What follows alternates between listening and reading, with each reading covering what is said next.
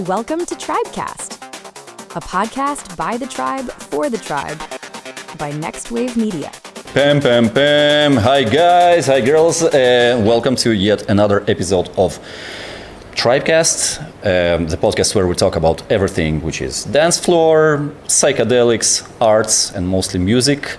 Today we have a very, very special guest with us, a colleague, a mentor for some of us. Please welcome Jonathan, aka BLiSS. Hello. Hi there. Thanks for having me. We need applause, guys, yeah. Yeah! We need tons of applause. So, let's get to it. Yeah. How's life treating you nowadays? What's up? What's Life new? is good. Yeah. I'm happy. Anything happy in particular that happened to you lately? Any shows? Any special, I don't know, something that kind of life treated you with? I finished my album. Okay. Straight to it. Let's get straight to that. Let's talk about that. When is it out? Come on. End of August. End of August. On Iboga Records. All right. Which Something to look forward to. Yeah, For sure. certainly am. I've been working quite a while on it, and so happy it's finished. What's unique about it? Like comparing to your previous stuff, your older stuff, anything that you put? I think it sounds better. Okay. Well, a solo album I didn't have for quite some time, maybe 17 years since my last album. Since your last solo album. Solo like album. a full album. Wow. I had a few long time albums waiting. with Azak Syndrome and a few albums with Painkiller, it's Yeah. A-Team. But the solo one, it's 17 years ago. Oh, wow. Yeah, you're known as an artist who is mostly, from from what I know, was promoted through live shows, single releases, SoundCloud. Yeah, a lot of SoundCloud, a lot of SoundCloud. YouTube. Nice job, man. Like that's, Yeah, thank you. Well done. I mean, considering the amount of hype around the BLiSS project. Yeah. Can you Well, share it the takes name? a lot of work, you know. I always say making music is 20% of the job. Can you share the name of the new album with us? It's me versus me. Me versus me? Yeah. Amazing. I came about this name during the workflow on the album. A lot of conflicts with myself, so I came with that name. I think we can all relate to Most of me us, versus me. it's quite a human thing. Yeah. The Good and bad, or what should I do here, or shouldn't I do it, or Yeah. be commercial, do my own thing. So like musical expression is like a therapeutical Definitely, thing in a way. definitely. Yeah. I can't imagine my life without music.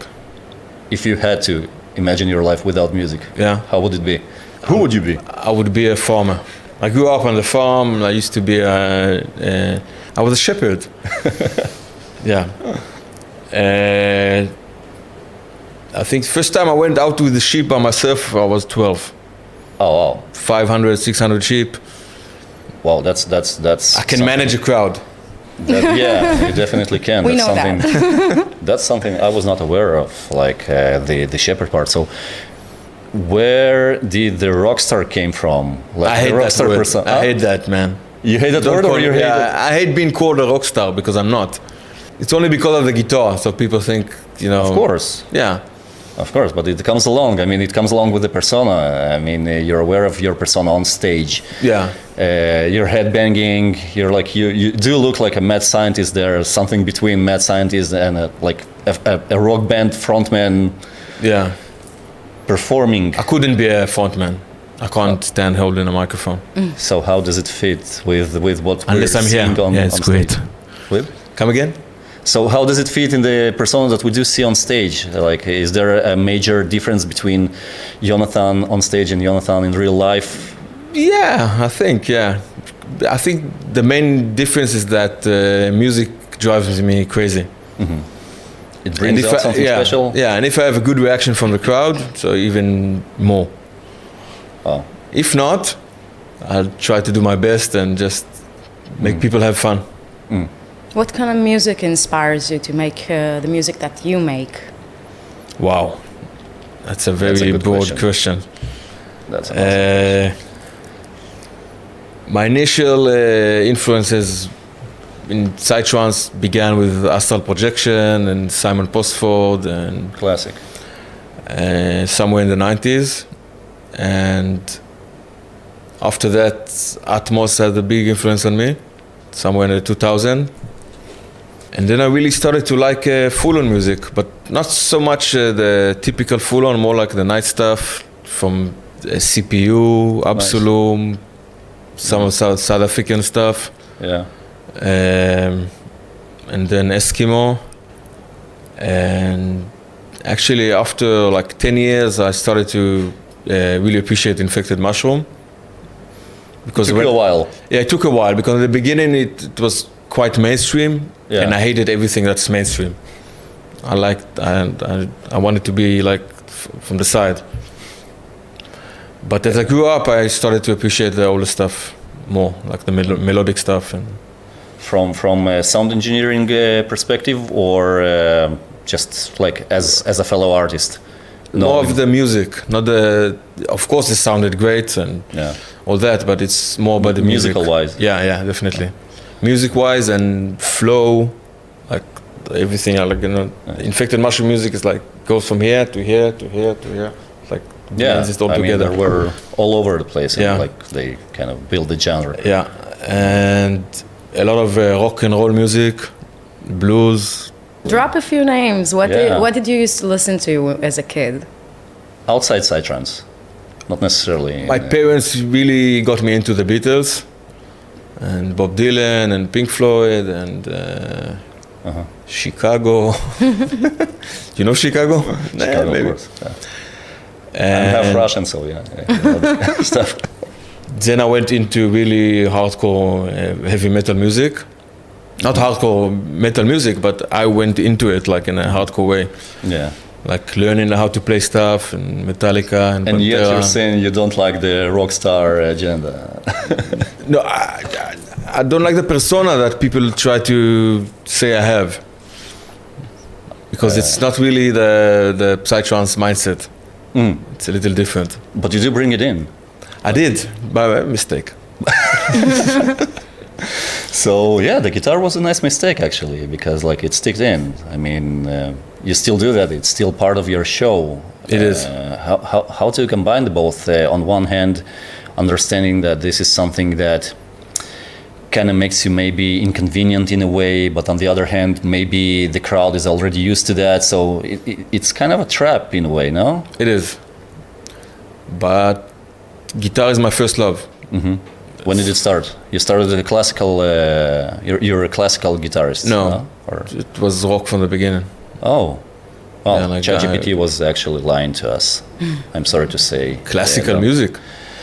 Look, it told me. I wish I could play classical music on guitar, but I can't. We can go through that. But no, you were you learning alone, or you were actually? No, I had a teacher for 3 years, and then I studied some jazz music, and I didn't like it. And that's was the end of my studying guitar. Somewhere around 16, 17 years old. I stopped with that, and I bought my first electronic equipment.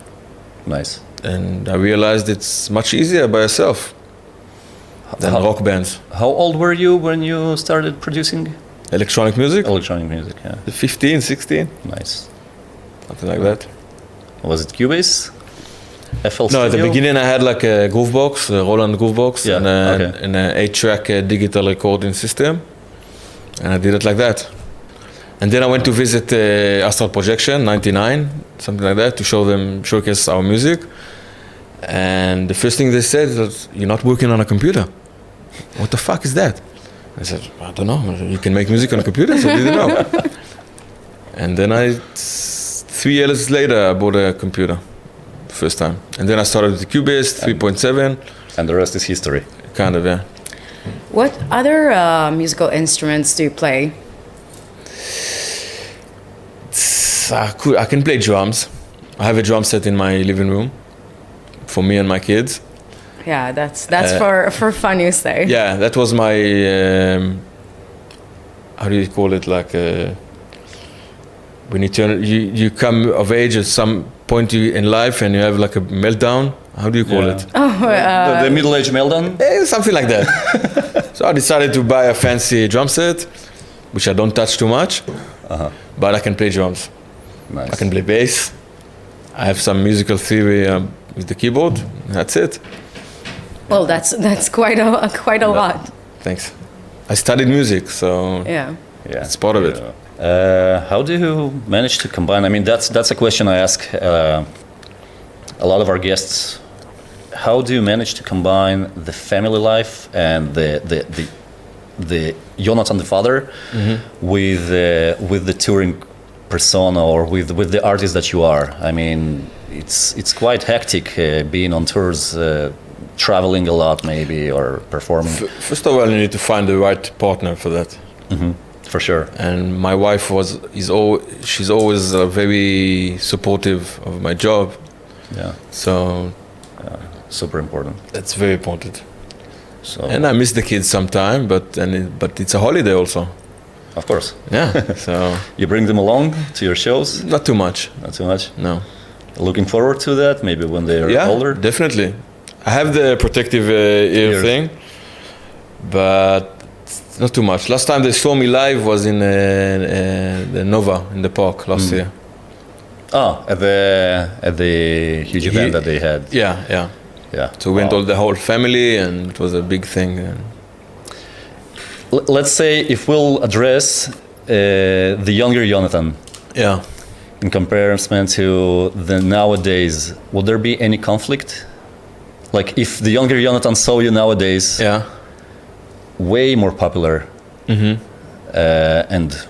Yeah, it's but that's just life, you know. Just did some stuff, and this is where it brought me. But the music is not mainstream. yeah, for sure, Well, for sure. it doesn't fit any mainstream formula. As much as I try sometimes. How do you consider your music genre-wise? How do you define it? I don't know. You do it.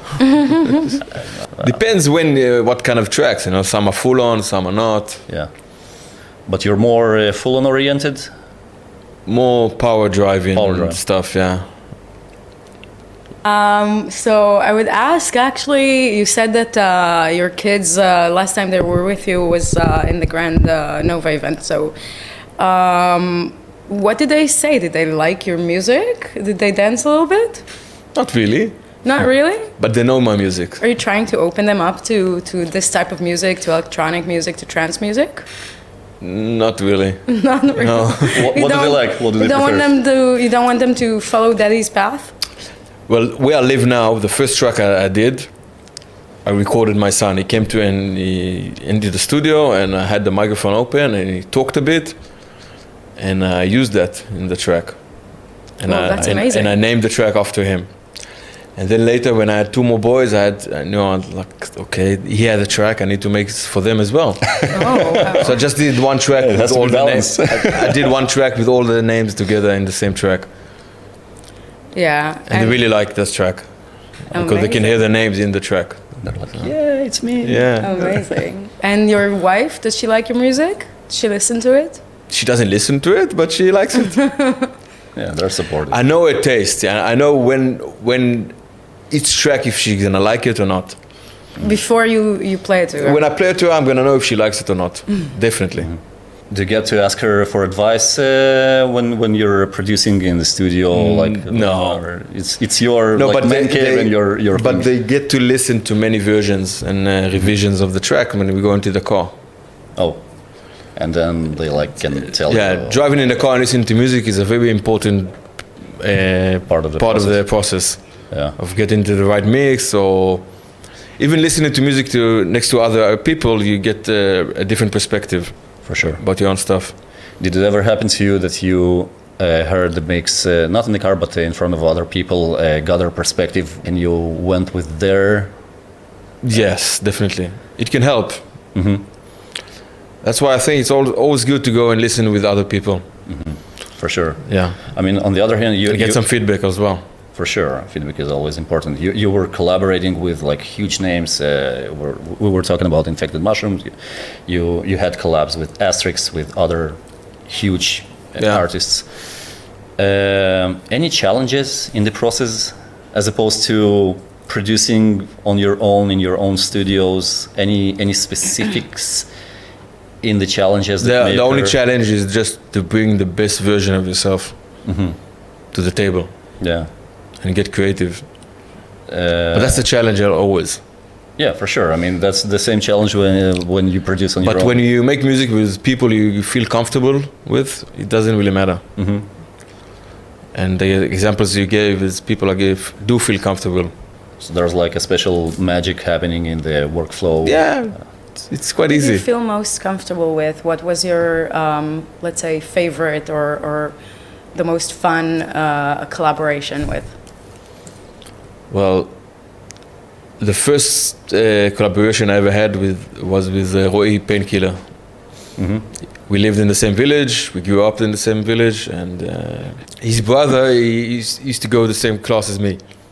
So I know him from a very young age. So I'm very comfortable with him. Like 20 years ago, I used to go to his place in Barcelona, and I used to stay for like two or three weekends for a creative holiday. Only making music, smoking a bit, and having fun. But also, if you bring the infected mushroom example, I feel very comfortable with them. And they're great musicians, so it's quite easy. Were there any examples that you can remember or bring up of, I don't know, any conflicts or challenges that were along the way that brought you some new perspectives on how a workflow should go or how a collaboration should go? Well, I had some tracks that never saw the light of day. Yeah. That we never What's finished. up with that? What? I won't give an example. I won't give a name. No, don't give a name. But although we would like to, but... No. I leave the juice out. Just write it down. Yeah, write it down. We won't tell anyone. It's gonna be our secret. No. But not really. No. You don't have to bring any names, but what's the most ridiculous request that you ever got from a promoter or an organizer for a show? Like what? I don't know. Anything that made you go, like what? Like what? Why would I? What the fuck? I can't really think of anything, to be honest. Okay, next question then. Okay, let me get back to you on that. Yeah, okay, so another one. Any particular moment, maybe during one of your shows or one of the performances that you can clearly remember as something that was mind-blowing, maybe on a personal level, on a professional level, any moment that made you go like, oh my God, is this really happening right now? Life-changing. Not necessarily life-changing, but like... Why not? It might be life-changing, but like, well, it can mindfuck, be... in a good way or in a bad way, it doesn't matter. Well, but something significant. Well, I got to some places where I was thinking, okay, this is fucking amazing, I'm here. Such as? For example, I went to play in Morocco on the beach. Oh, wow. A long time ago. So I had to go from Spain through Casablanca and then along the coast to the event. That's one hell of a trip, man. And like the final 30 minutes of the drive, you're going on a Defender, like a Jeep. Oh, yeah. And I'm sitting on the roof of the Jeep and driving on the coastline to the party. They're bringing you as a headliner on the roof of the Jeep. I wasn't the headliner, it was 20 years ago. But many artists came that way. At the time, okay. So I arrived to the event at 2 p.m. I played at 3 or 4, saw the sun going down, and I left. On the Jeep. It sounds like quite an experience. Yeah. But I was so grateful to be there. Of course. It was a special place. You cannot get there in any other way? Like the Jeep is the only... No. Oh, wow. Yeah. How do they bring the equipment? Well, this was 20 years ago. Maybe nowadays they have a... And the promoter went to jail since then. Yeah. Right away, right after the... And part of the deal was to make a track for him. Okay. Yeah, so I had the booking fee going and the back track. to my previous question, like what was a unique request for example from a promoter? There you go. There we have one. Actually, all the tracks on the compilation he made had Moroccan samples. Each artist got a Moroccan sample to work around. And so you had to make a compilation. He made the compilation. He made the compilation he sent especially me the for Moroccan voice, and I had to make a track out of it. Oh wow! I made actually a nice track, but I don't think it's on Spotify, but you can find it on YouTube. It's called Transatlantic Moonshine. And it's under BLiSS. Moonshine. Huh? And it's still it's under BLiSS, yeah. It's Moonshine was the name of the production, I think, and Transatlantic because it was on the Atlantic. So I call it. That makes that was the name. sense. Okay, if we talked about the production side of things, can you walk us through a little bit through your production process? Like, is there any, I don't know, a specific template that you go through or a specific workflow that helps you go through the tracks, or you just go to the studio and like go with the flow? Normally I go with the flow. Go with the flow. But if I have an idea, I start from the idea. That's the ideal way of working. You have to have the idea, the hook, and to work around that. So you kind of build it from the bottom up. But normally the hook comes later. Oh. So I just go into a black canvas just for fun and see where it leads me. We got to interview your fellow colleagues, and some of them are going like, okay, we need to see the outcome first, imagine the outcome, and then we can build upon it. And I guess you're probably one of the first ones that say, okay, no, I have a lot of tracks I started with the intro. That's why some of my tracks have a long intro, because I made like a whole thing about it, and then I started the track. But the blank canvas for me is paradise. Why so? Because anything can happen. Wow. When anything can happen, is there a moment that you tell yourself, okay, that's enough, I've been sitting on that loop for too long, I mean, it's not going anywhere?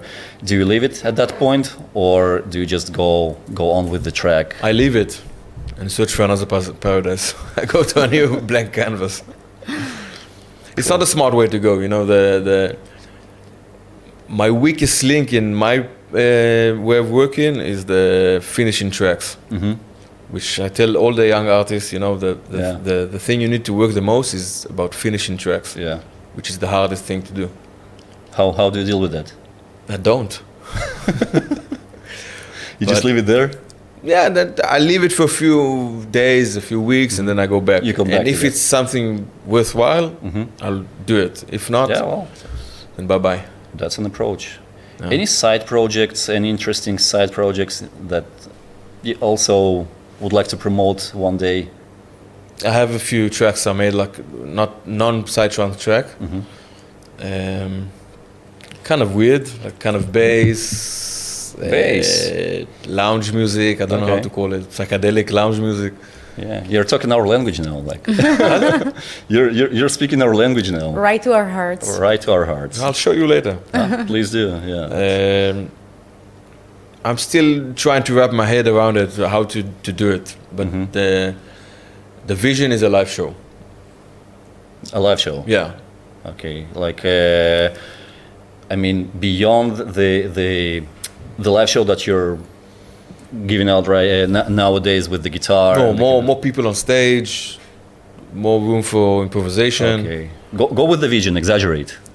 How does it look like?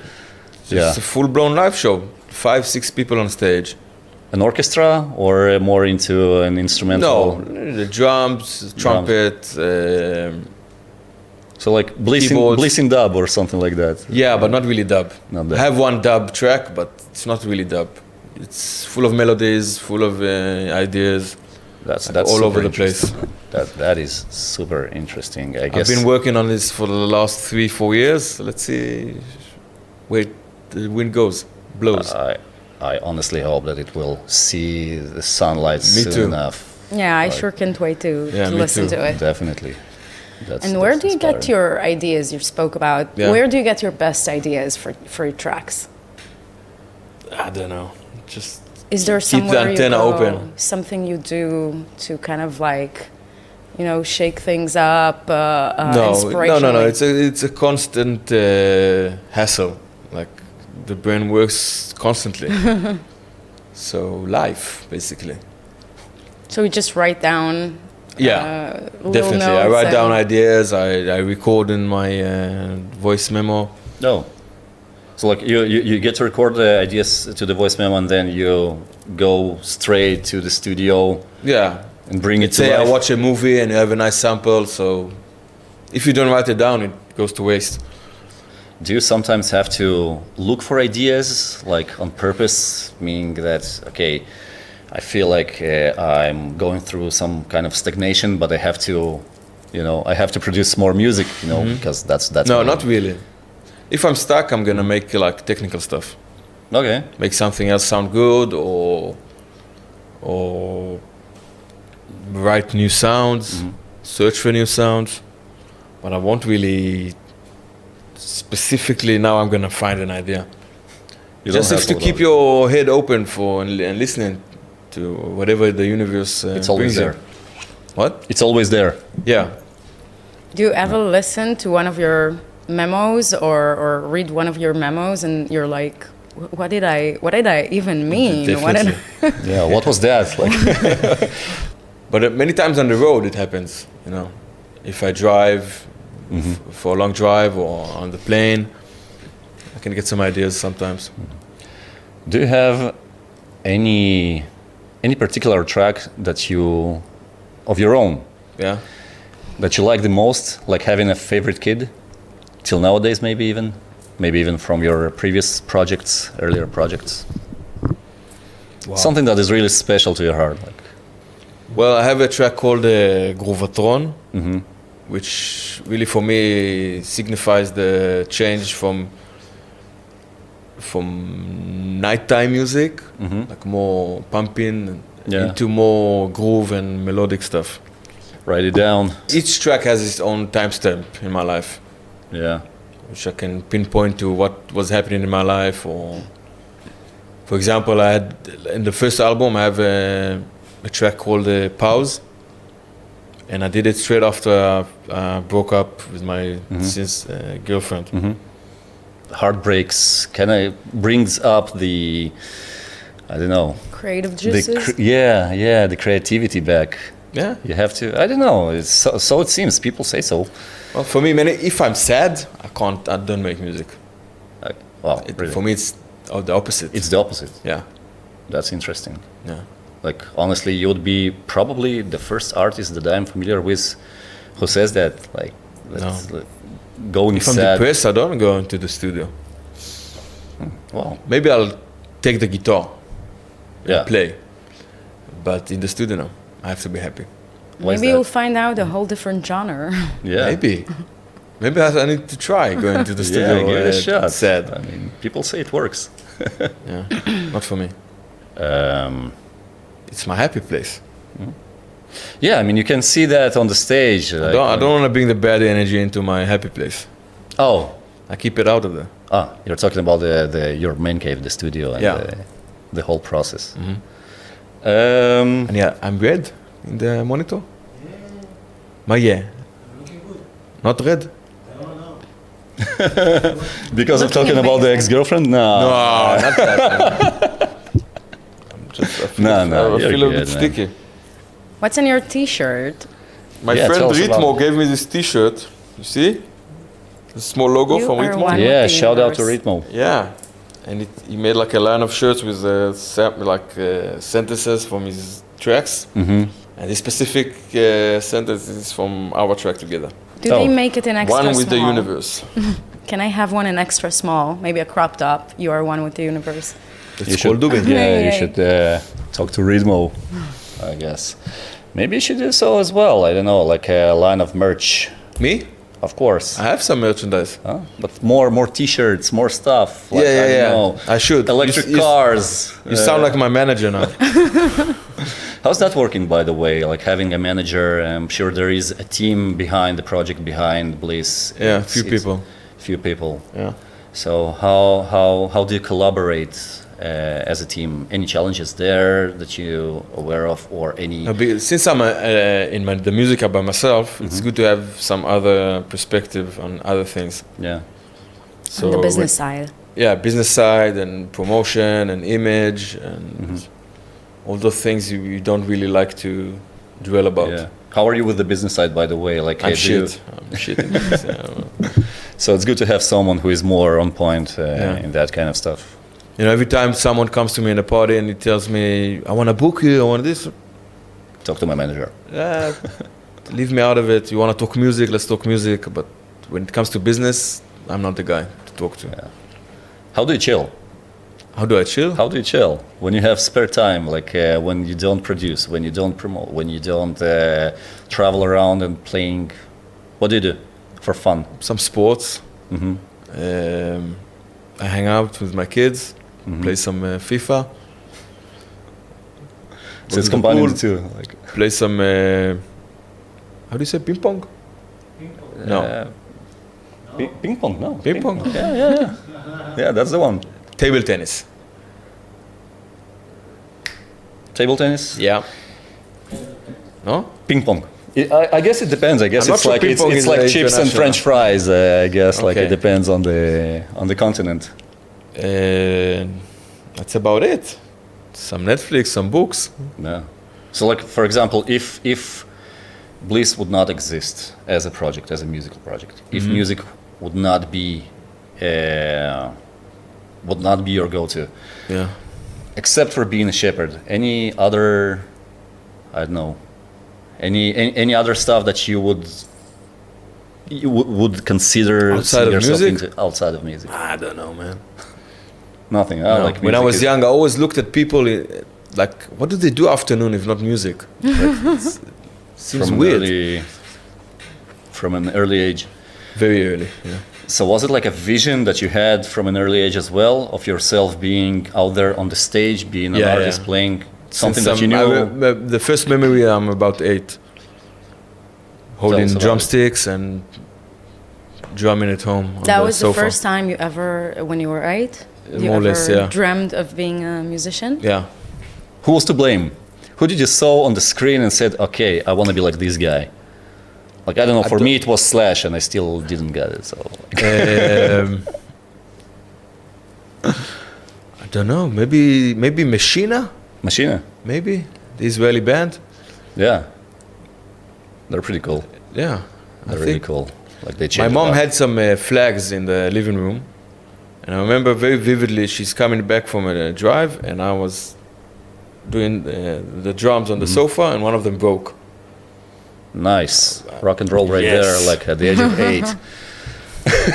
I really wanted to play drums, but my parents said that's a no-no. That's a no-no. Yeah. There you go. They sent me to play guitar. That's why you got your drums. That's why I got my drums set. Your drums nowadays. Spoiling the inner kid. But I really understand them, because back then it was only analog drums. Oh yeah. It's noisy and you need a special room. You want to spare the issues with the neighbors. So my mom had a guitar lying around. It's much easier. It's good that you didn't bring the guitar right away. That you didn't broke the guitar right away. As the first act. I still have that guitar. Your first guitar? She gave me the first guitar. 72 Yamaha. Do you still it's like, play thanks, Mom. No.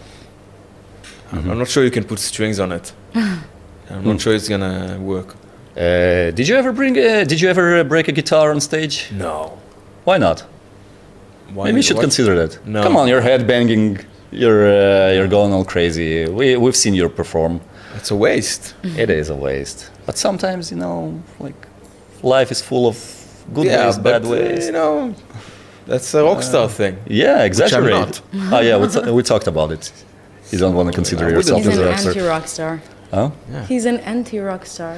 He'll has to acknowledge that at one point. At some point, he'll has to just get along with that and say, okay, yeah, I'm a rock star. It's okay. Man, a rock star is a way of life. It is.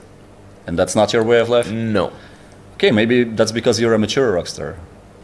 I don't do drugs. I don't fucking everybody and like it's.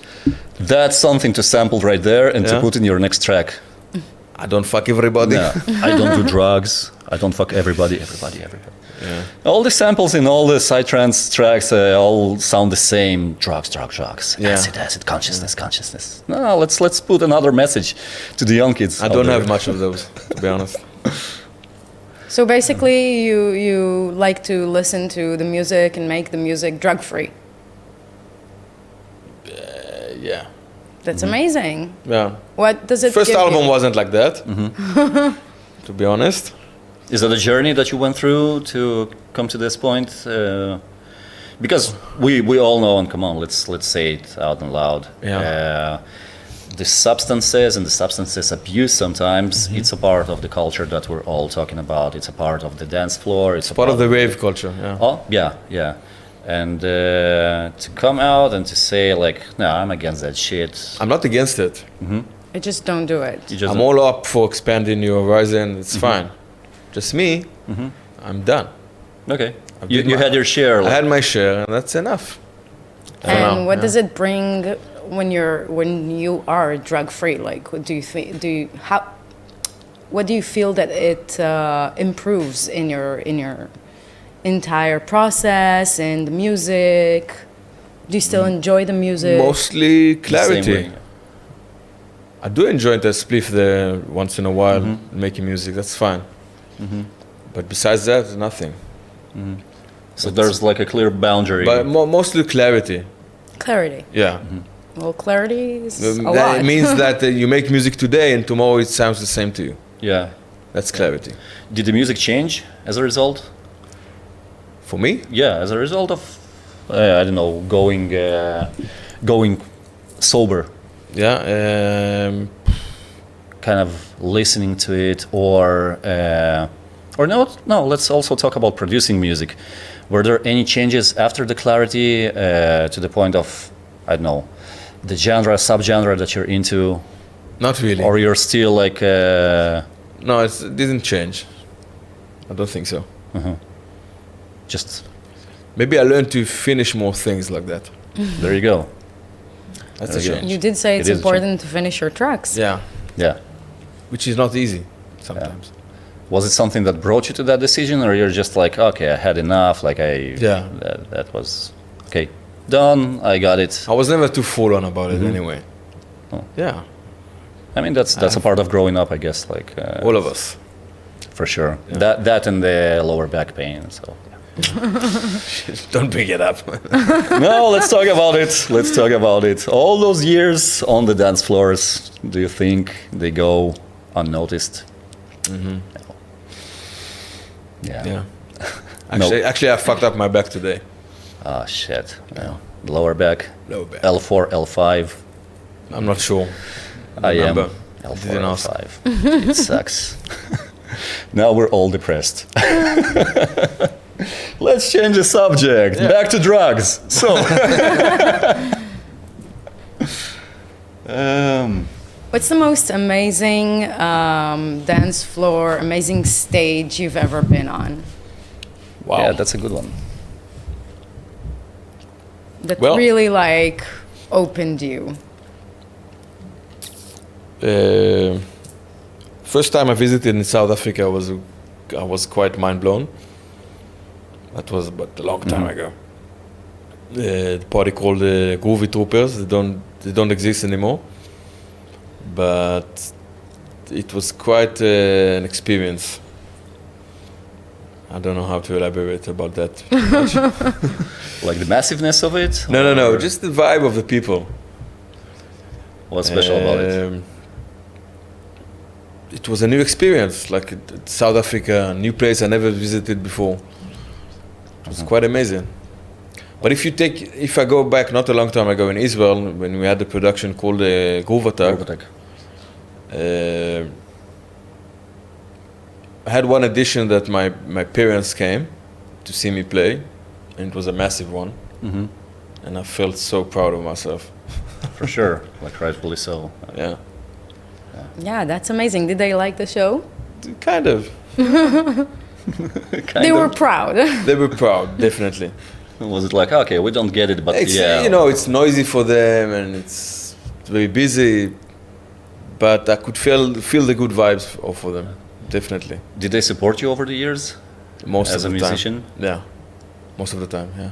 Were there other times when they were sometimes like, my dad like, okay, what are you doing with your life? Blah, blah, blah, and the I remember driving stuff. off from that place, like, a bit pissed off, like a bit wet in my eyes, but it only gave me a drive to prove myself. It didn't break you?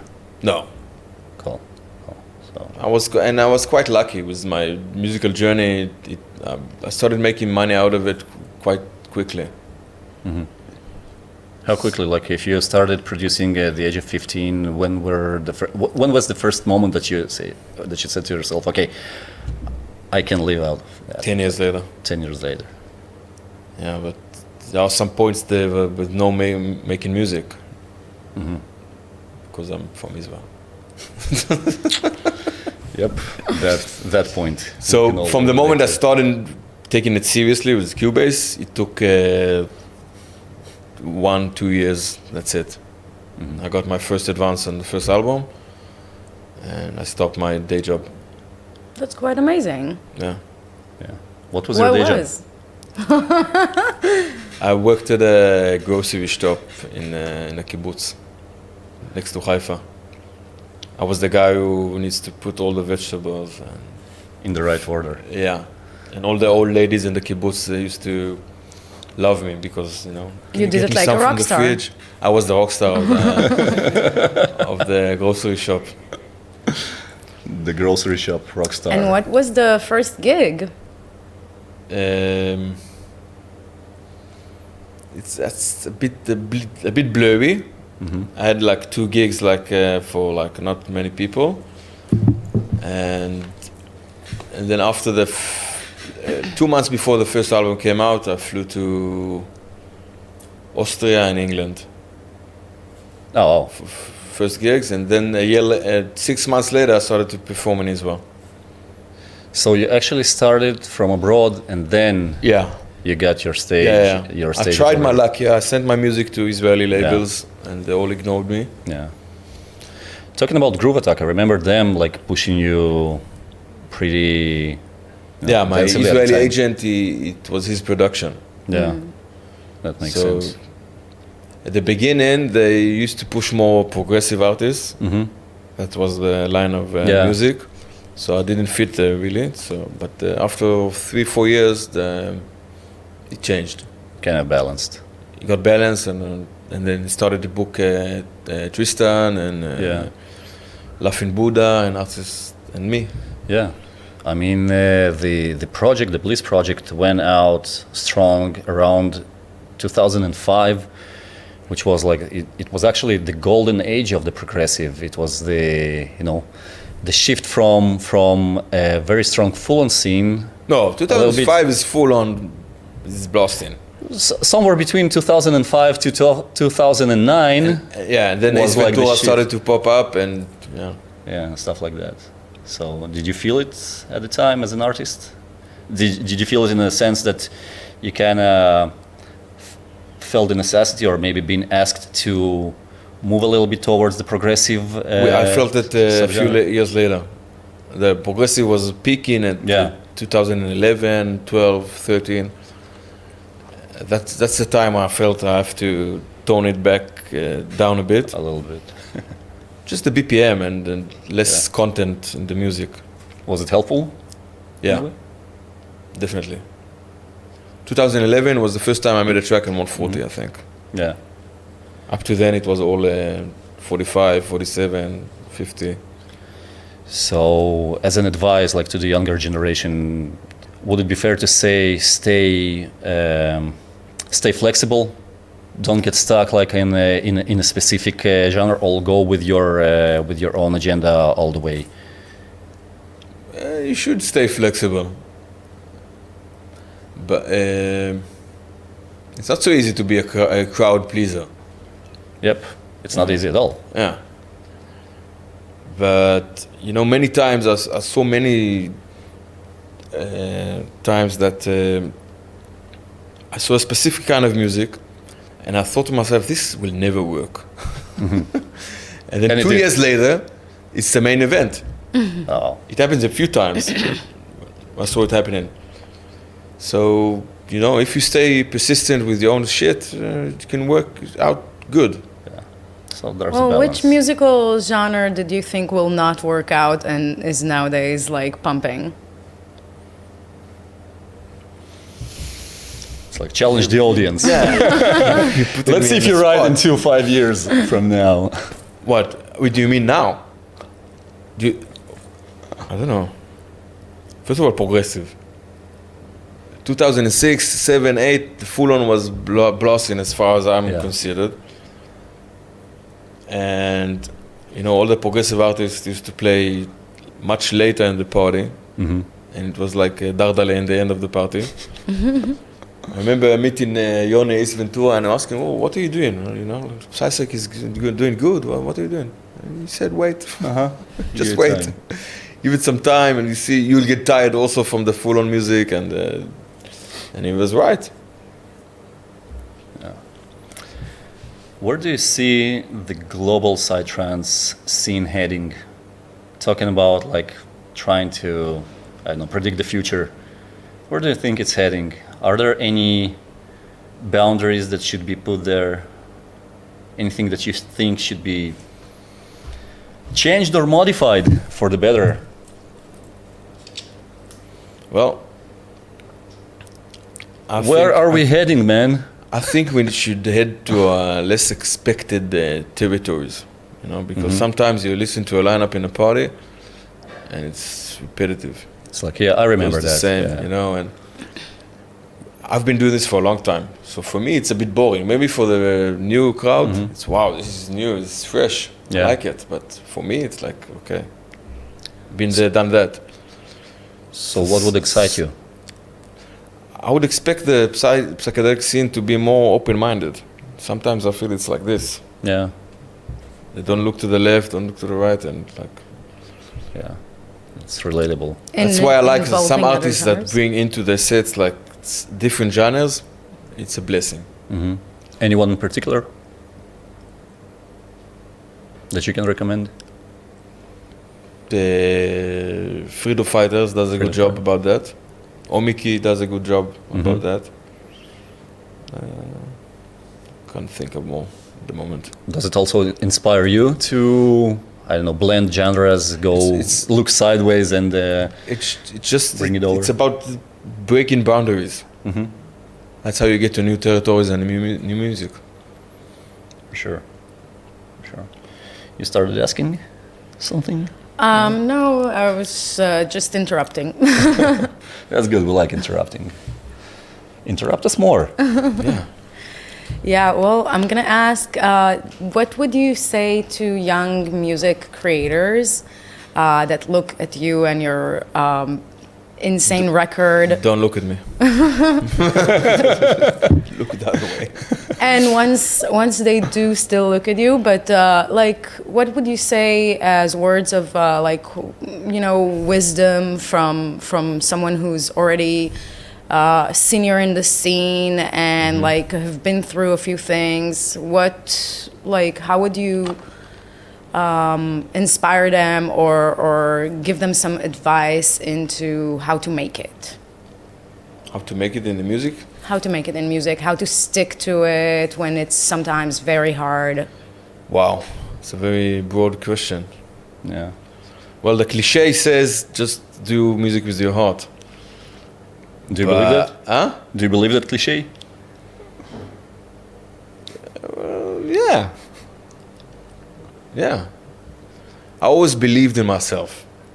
That's most definitely. I always knew this is what I have to do in my life. Is make music. And I was persistent. And just finish your shit. Make music as much as you can and finish it.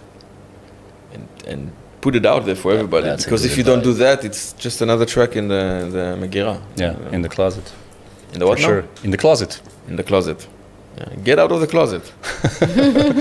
And that's your advice, kids. Yeah. Get out of the closet. It's the same for me. If I had all this experimental music I have lying down in my studio, if I won't bring it out to the world, it's like I never done it. Yeah, you can't just be writing to the drawer. Yeah. The draw, that's right, not the closet. That weird word. It's not so helpful, is it? What? I I think it's very inspiring, actually, and very helpful. And finish your shit, yeah. Finish your shit. Eventually, it all sums up to that. Like, just be persistent, like you said. Believe in yourself, like you said, and finish your shit. Yeah. You can take that. You can, apply that on anything in life. Yeah. So yeah. And build an online presence. That's important. That's something. That's a bitch. How do you deal with that? Or have someone to do it for you. No, it won't be good if someone else does it for you, especially not in the beginning. You actually do all your clips by your own? All your videos for social media and stuff? Easy. How important is it nowadays? We know it's important, but we want to hear it from you. Well, I've been doing it for a long time. And then it's, like I said before, it's 80% of the job. Is it as important as making music? It's more important. More important. Definitely. How so? Because you need to make people hear your shit. That's the only way. Especially for independent artists. And we all are. Here you go, another good advice. Yeah. Any last words of wisdom before we pack it up? I think words of wisdom? Yeah. Find something good that you're good at and stick to it. I'm okay on the guitar, stick to it. Freedom fighters, he likes crocodiles. He puts the crocodiles in every post. So that's something he's really good at. Yeah. Okay, before we wrap it up, let's go back to one significant fact. The album is coming out. Yeah. August 24th. August 24th. Boga Records. Me versus me. Me versus me. Me versus me. 9 tracks.